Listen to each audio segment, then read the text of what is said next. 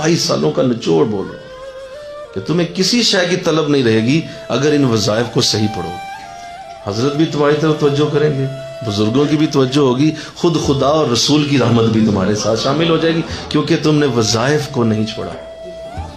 मेरे हजरत फरमाया करते हैं कि वज़ाइफ जो हैं ये हमारी दुआओं का दरवाज़ा है, इन्हें खोल दो यार, इसको खोल दो ताकि हमारी दुआएं जो बाहर खड़ी तुम्हारे लिए इंतजार कर रही है ना, वो अंदर आ जाए। और दरवाजा तो खोल, दरवाजा बंद किया हुआ है तो दुआएं बाहर खड़ी।